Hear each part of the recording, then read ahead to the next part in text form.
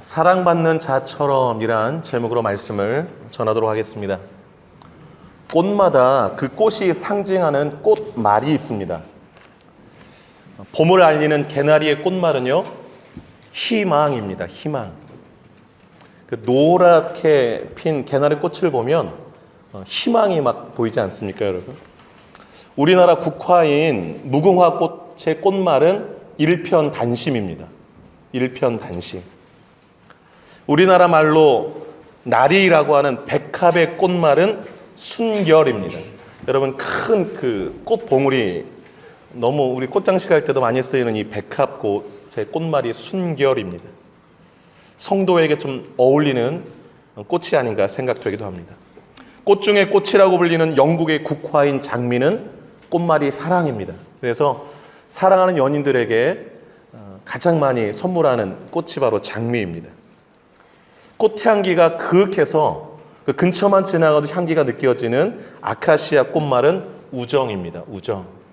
그래서 우정이 돈독한 사람은 늘 은은한 향기가 나는 것 같습니다. 가을꽃의 상징인 코스모스는 순정이라는 꽃말을 가지고 있습니다. 순정. 코스모스를 보면 이렇게 너무 마음이 되게 이렇게 순정해지는 것 같아요. 되게 좋아요. 기분이 막 좋아지는 것 같습니다. 여러분, 꽃이 항상 해를 향한다 라는 게 꽃의 이름인데, 그게 해바라기인데, 그 해바라기의 꽃말은 숭배, 또 기다림입니다. 계속 해가 움직이는 방향을 따라서 꽃이 이렇게 돌아가잖아요. 헨리 4세가 자신의 문장으로 채택한 꽃으로 유명한 물망초. 이렇게 작은 꽃잎이 이렇게 여러 개 너무 예쁘잖아요. 그 물망초의 꽃말은 여러분 잘 아시듯이 나를 잊지 말아요. Don't forget me입니다. 그래서 여러분, 이 꽃말에 맞게 그 꽃들이 쓰임새가 있는데, 장례식장에서는 성실, 진실, 감사를 뜻하는 국화를 씁니다. 그리고 어버이날은 사랑과 존경의 꽃말인 카네이션 꽃을 쓰고요. 성탄절엔 축복을 뜻하는 포인세티아를 장식으로 씁니다. 여러분, 꽃에는 그 꽃이 상징하는 꽃말이 있습니다. 그렇다면 성도를 상징하는 말은 뭘까요? 성도를 상징하는 말. 여러 가지가 있는 줄 압니다. 그 중에서 이 골로새서 3장, 우리가 지금 골로새서 보고 있잖아요. 골로새서 3장에서 바울이 두 가지 성도를 상징하는 말을 소개해주고 있습니다. 그 하나가 바로 거듭난 새 사람입니다. 거듭난 새 사람. 여러분, 지난주에 3장 1절부터 11절까지 말씀을 살펴봤잖아요. 1절을 한번 보시기 바랍니다. 1절이 이렇게 시작합니다. 그러므로 너희가 그리스도와 함께 다시 살리심을 받았으면, 그리고 10절, 새 사람을 입었으니, 무슨 말입니까? 바울이 골로새 교인들에게 말하는 거예요. 골로새 교인들이요, 당신들은 그리스도와 함께 다시 살아난 거듭난 새 사람입니다 라고 말하고 있는 거예요. 여러분, 성도는요, 거듭난 새 사람인 것입니다. 거듭난 새 사람. 그리고 오늘 본문 12절을 한번 보시기 바랍니다. 오늘 본문 12절이 1절과 같은 패턴으로 말하고 있습니다. 12절 한번 보세요. 그러므로 너희는 하나님이 택하사 거룩하고 사랑받는 자처럼, 이렇게 말씀합니다. 성도의 또 다른 상징하는 말이 뭐냐? 사랑받는 자입니다. 여러분, 따라 하실까요? 나는 사랑받는 자이다. 네, 성경이 그렇게 말하고 있어요. 성경이. 누구의 사랑을 받는 자인가? 하나님의 사랑을 받는 자라고 오늘 12절 우리 함께 읽은 본문이 말하고 있습니다. 근데 여러분, 그 사랑받는 자처럼 그 앞에 하나님이 택하사 거룩하고 라는 수식어가 붙어 있어요. 하나님의 사랑이 택하심과 거룩하심으로 나타났다라는 거예요. 하나님께서 우리를 하나님의 자녀 삼기 위해서 선택하셨대요. 그리고 때가 되면 우리를 불러주시고 믿음 주셔서 예수를 믿게 하심으로 죄사함 얻어 거룩한 백성 되게 해주셨대요. 이것이 하나님의 사랑이래요. 이 사랑을 받은 이들이 바로 성도라고 오늘 본문이 말하고 있습니다. 성도는요, 하나님의 사랑받는 자입니다. 하나님의 사랑받는 자. 전에 말씀드렸지만 신명기 33장 29절에 보면 모세가 이렇게 말해요. 이스라엘이여, 너희는 행복한 사람이로다. 여호와의 구원을 너같이 얻은 백성이 누구냐? 그는 너를 돕는 방패시요 영광의 칼이시로다. 이렇게 말했어요. 성도가 누구인가? 구원받은 행복한 사람이다 라는 거예요. 오늘 본문과 연결되지 않습니까? 구원받은 사람은 하나님이 돕는 방패가 되어주신대요. 그리고 승리의 영광의 칼이 되어주신대요. 그래서 너무 행복한 사람이라는 거예요. 하나님이 선택하시고 거룩하게 하시고 사랑받은 자, 그게 바로 여러분과 저인 것입니다. 얼마나 감사한 일입니까? 얼마나 감사한 일. 근데 오늘 함께 읽은 본문은요, 이런 사랑을 받은 자라면 삶에서 4가지 성품이 나타나야 합니다라고 말하고 있습니다. 하나님의 사랑을 받은 자는 그 사랑을 4가지 모습으로 나타내야 됩니다라고 오늘 본문이 말해주고 있습니다. 여러분 삶 속에 내가 하나님의 사랑을 받은 자입니다라는 것을 4가지 성품으로 좀 드러내시면서 사셨으면 좋겠어요. 그 첫 번째가 바로 용서입니다. 용서. 여러분 13절 보시기 바랍니다. 누가 누구에게 불만이 있거든 서로 용납하여 피차 용서하되 그랬습니다. 좀 체크해 놓으시기 바랍니다. 사람마다 주변 사람들에 대한 불만들이 다 있습니다. 여러분 죽을 것처럼 사랑해서 결혼한 부부도 살다 보면 불만이 한두 가지가 아닙니다. 왜 불만이 생길까요? 만족을 못 주니까 상대방. 여러분 제가 글을 하나 봤어요. 아내를 행복하게 하는 방법, 그다음에 남편을 행복하게 하는 방법. 먼저 아내를 행복하게 하는 방법을 일러드릴 테니까 그 남편분들은 잘 들으시기 바랍니다. 첫째, 안아준다. 둘째, 뽀뽀한다. 셋째, 아기와 놀아준다. 넷째, 요리한다. 다섯째, 청소한다. 여섯째, 처가에 잘 간다. 일곱째, 같이 쇼핑한다. 여덟째, 빨래를 한다. 아홉째, 함께 여행을 한다.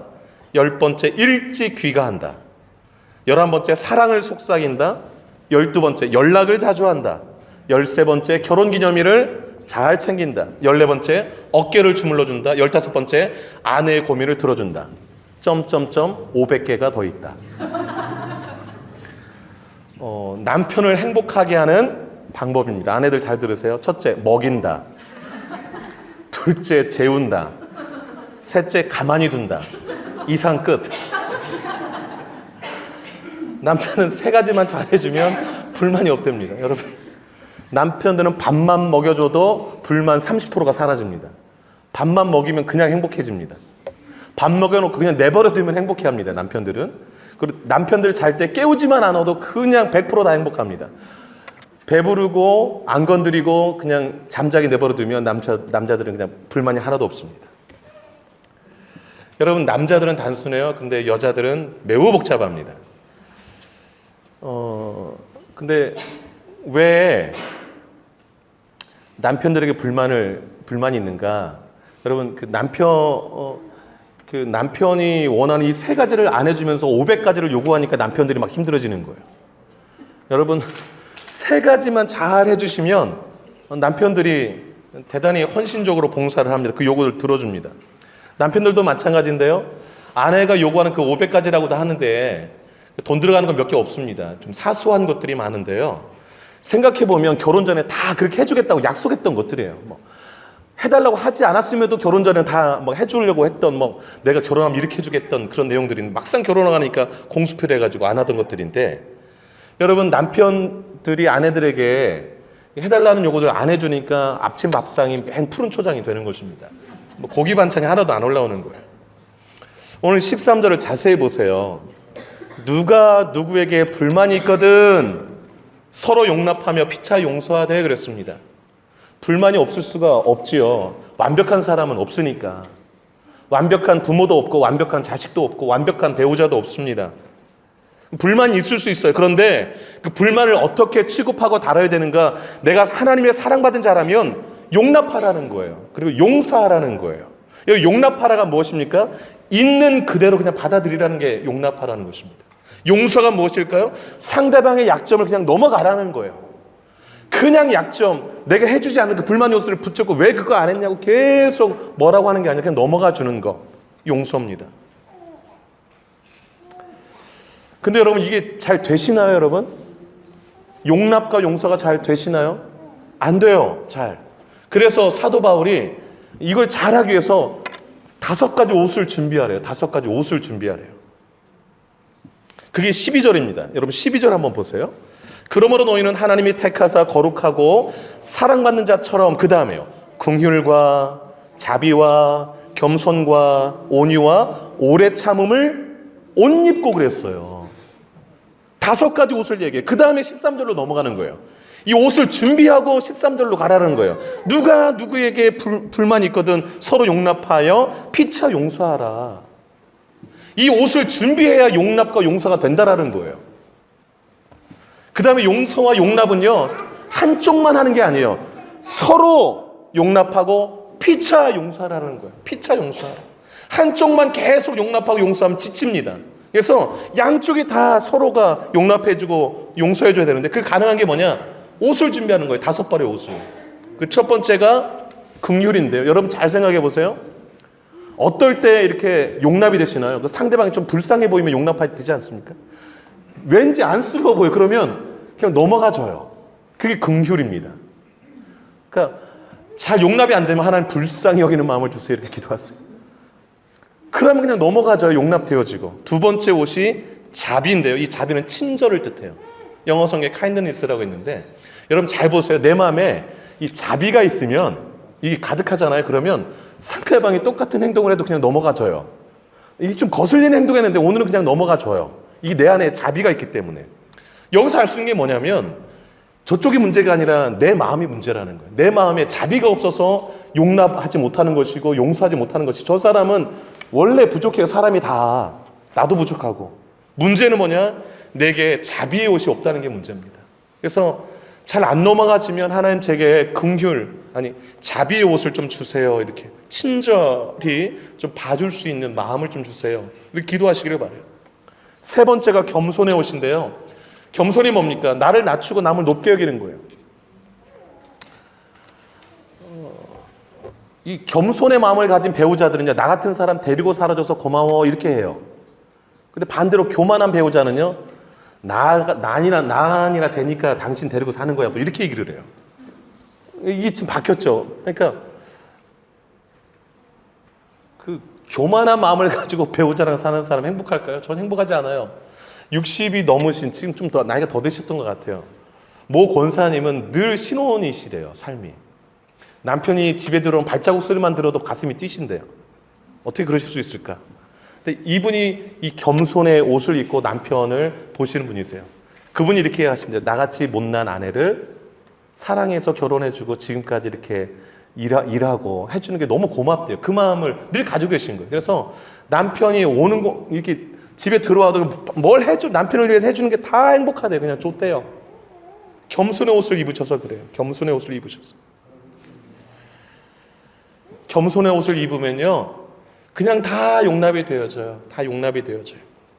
온유의 옷을 입으라고 말합니다. 여러분, 온유하면 부드러움이 떠오르시잖아요. 온유의 정확한 의미는 보복하지 않는 것입니다. 내가 보복할 힘이 있는데 그걸 보복을 안 하는 거예요. 온유가 한 사람들은요, 나에게 상처를 줘도 똑같이 안 갚아줘요. 배로 안 갚아줘요. 그냥 상처를 줘도 그냥 그 부드럽게 그냥 다시 다 받아주는 거예요. 그거를.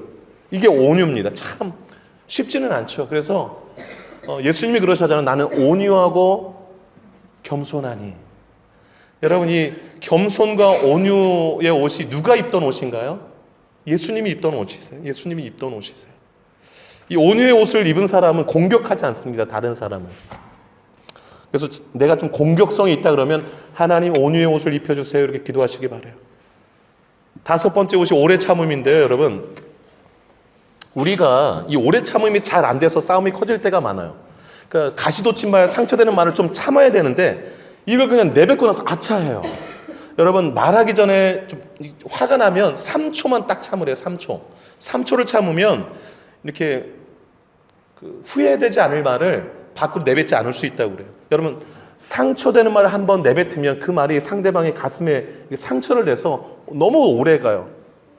잘 치유가 잘 안 돼요.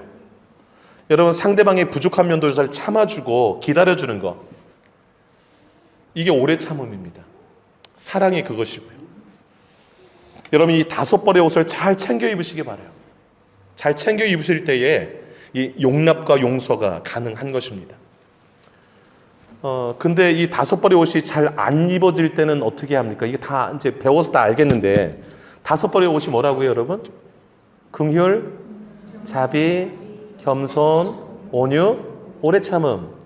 이 옷을 좀 챙겨 입어야 되는구나. 이게 하나님의 사랑을 받는 사람들은 이런 옷을 입고 좀 다른 사람을 대해야 되는구나. 불만 있는 사람에게. 이거 알겠어요. 근데 잘 안 입어질 때는 어떻게 될까요? 잘 안 입어질 때. 그럼 바울이 이렇게 얘기해요. 예수님, 그때는 예수님 생각해라, 이렇게 말하고 있어요. 예수님을 생각해라. 여러분 13절 보실까요?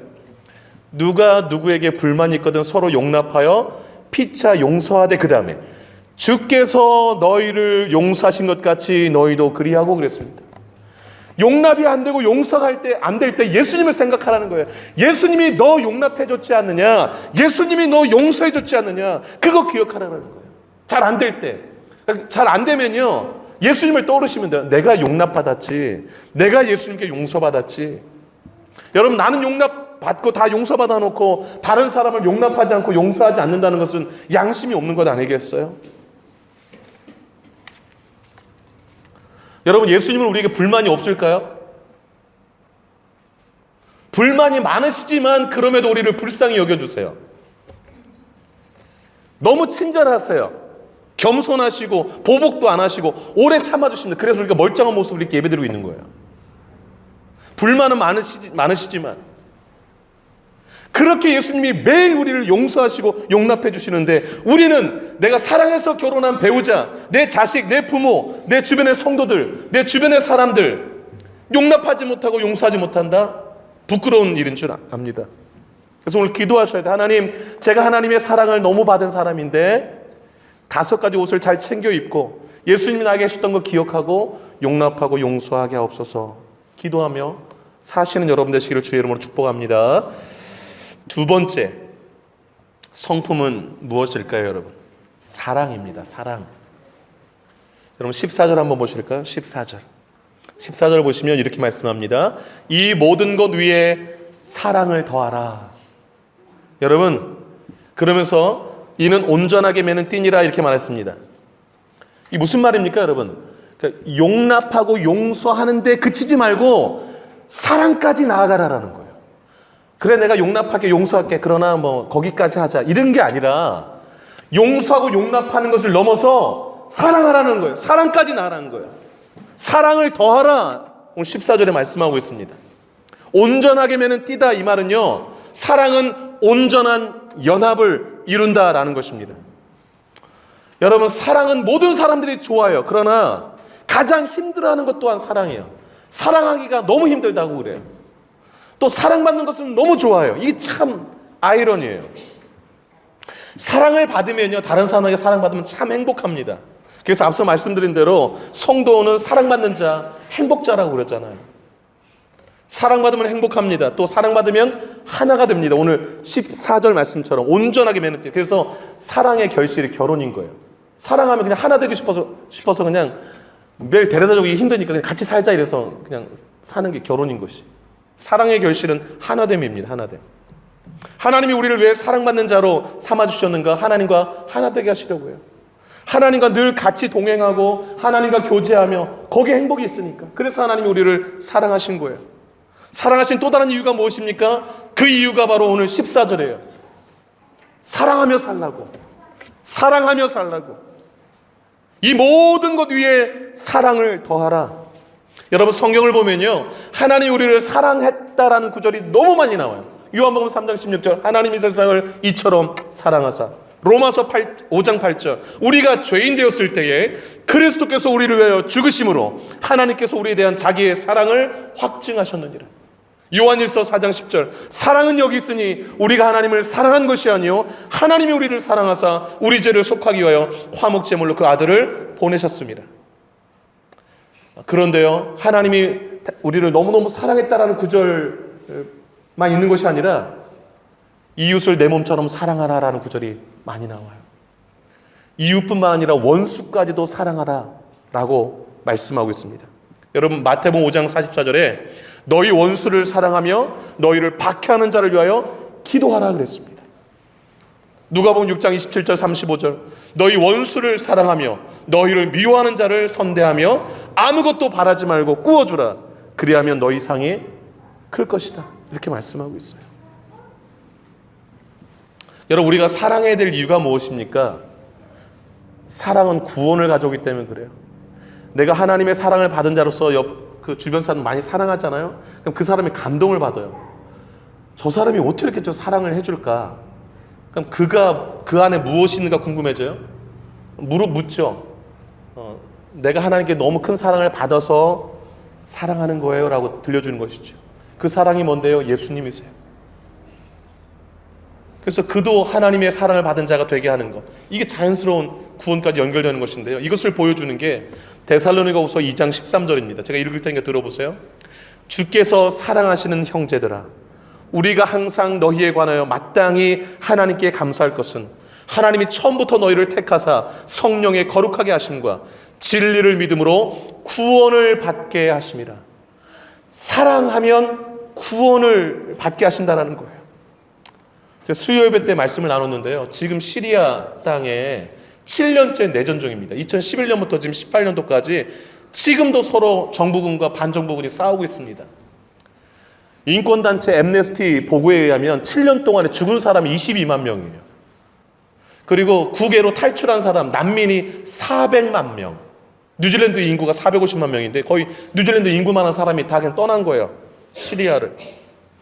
그 다음에 시리아 내에서 자기 집에 못 살고 다른 지역으로 피난한 사람이 760만 명.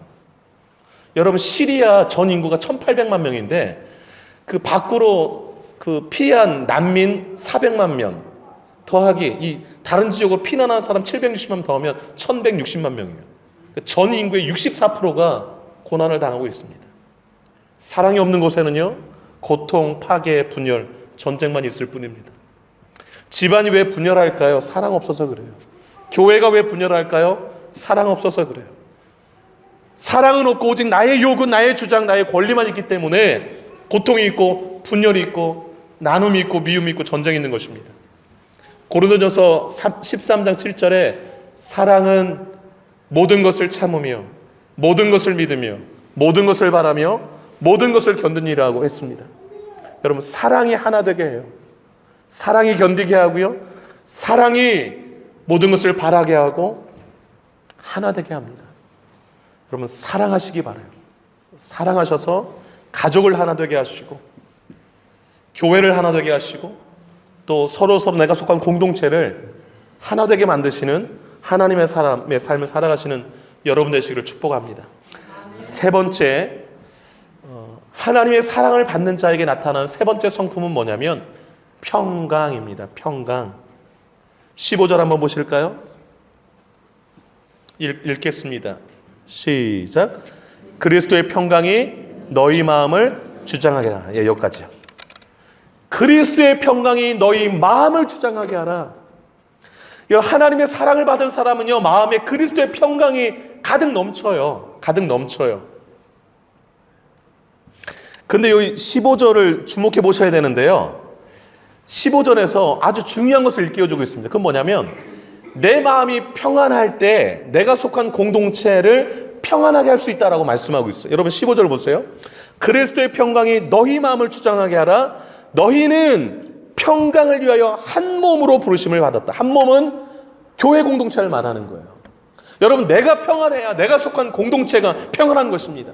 내가 늘 불안해하면 불안은 옆으로 잘 전염돼요. 막 옆에 사람을 막 다 불안하게 하는 것입니다. 그래서 성도는 늘 평강하셔야 돼요. 평안이 넘쳐야 돼요. 늘 불안한 사람이 집에 구성으로 있다. 그럼 집안이 늘 막 불안해요. 불안해요. 근데 평안이 가득한 사람이 있으면 그 평안이 옆으로 계속 전달돼요. 그럼 여러분 15절에 말하는 그리스도의 평강, 이건 뭘까요? 그리스도의 평강.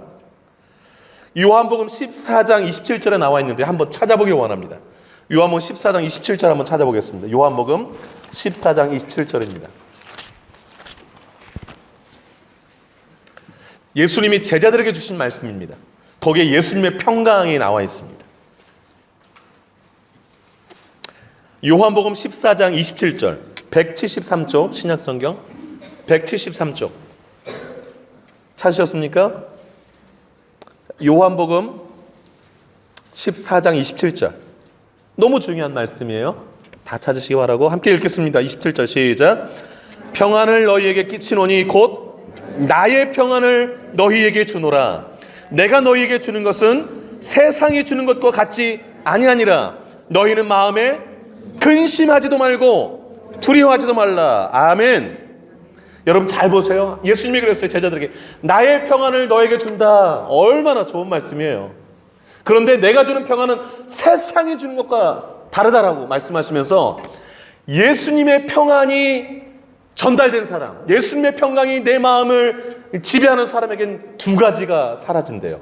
그 두 가지가 뭐라고 말씀합니까? 27절에 근심과 두려움이에요. 여러분 이게 놀라운 일이에요. 예수님의 평강이 내 마음에 들어오면 근심이 사라져버려요. 이건 정말 그래요. 제가 느끼기 때문에 그래요. 제가 두려움도 사라집니다. 그러나 그리스도의 평강이 없는 사람은 늘 근심이 있어요. 늘 두려움이 있어요. 어떤 일이나 문제가 해결되면 좀 기뻐하면 될 텐데 아직 다가오지 않은 문제를 또 끌어다가 근심해요.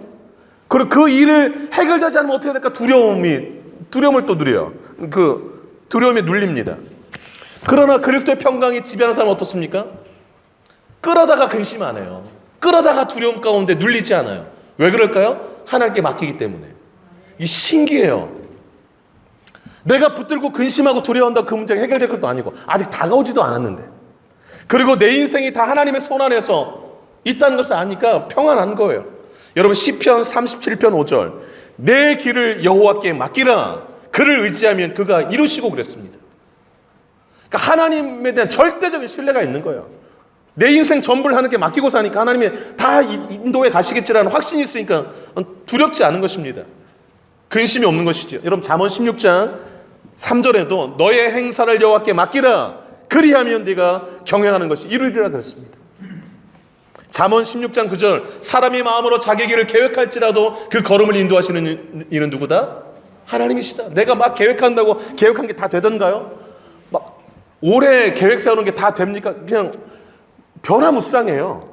하나님이 허락해 주셔야 계획들이 이루어지는 것입니다. 여러분 베드로전서 5장 7절 이렇게 말씀합니다. 너희 염려를 다 주께 맡기라. 그가 돌보심이라 그랬어요. 여러분 지금 가지고 있는 염려가 무엇입니까? 그거 주님께 다 맡겨버리시기 바라요. 그럼 주님이 돌봐주실 것입니다. 여러분 주님께 맡기지 않고 염려를 끌어안고 근심하고 두려워하는 사람 하나님을 믿는 사람이 아니에요. 못 믿으니까 못 맡기는 거죠. 그냥 하나님께 맡겨도 불안하니까 내가 가지고 막 근심하는 거예요. 염려하는 거예요. 신앙생활이 아닌 것이죠. 베드로전서 5장 7절 말씀 기억하세요. 한번 따라 하실까요? 너희 염려를 다 주께 맡기라.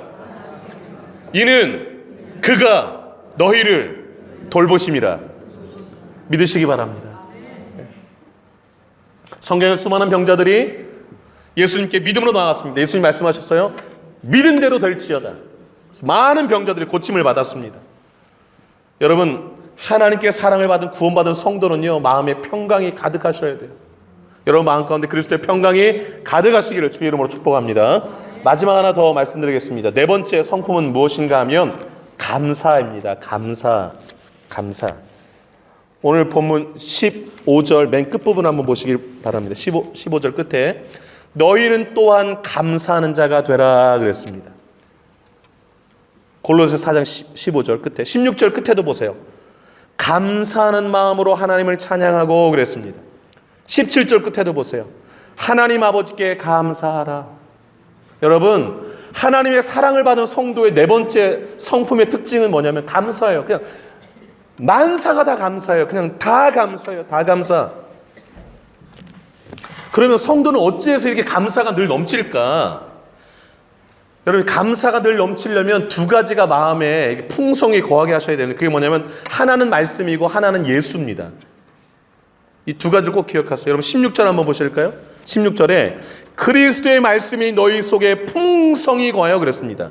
말씀의 풍성이 거할 때 어떤 일들이 일어나는가? 지혜가 생겨요. 16절 계속 따라오면서 보세요. 지혜가 생기니까 길이 보여요. 그러니까 다른 사람을 가르치고 권면해요. 그러다 보니까 거기서 이제 시와 찬송과 노래가 막 그냥 터져 나오는 거예요. 노래 속엔 감사가 있죠. 그래서 16절에 하나님을 찬양하고 감사하는 마음으로 이렇게 나와 있는 것입니다. 말씀이 있으면 그냥 감사해요. 여러분 아까 우리 찬양팀이 찬양했는데 그 로마서 8장에 이런 말씀이 있어요. 하나님을 사랑하는 자는 모든 것이 합력하여 뭘 이룬다? 선을 이룬다. 그래서 어려운 일 있어도 이거 다 합력해서 하나님 선을 이루실 거야. 감사. 말씀이 들어와 있으면요, 그 말씀을 가지고 내 삶을 해석하니까 종국에는 다 감사로 이어지는 거예요. 전부 다 감사. 그래서 여러분 말씀을 많이 채우셔야 돼요. 두 번째는 예수를 마음에 채우셔야 되는데 그게 17절입니다. 여러분 17절 보세요. 또 무엇을 말하든지 무엇을 하든지 말에나 일에나 다 주 예수 이름으로 하고 그랬습니다. 여러분 말은 무엇입니까? 내 안에 속에 있는 것이 밖으로 나오는 게 말이고, 일은 내 속에 담고 있는 것을 밖으로 행동으로 표출하는 게 일 아닙니까?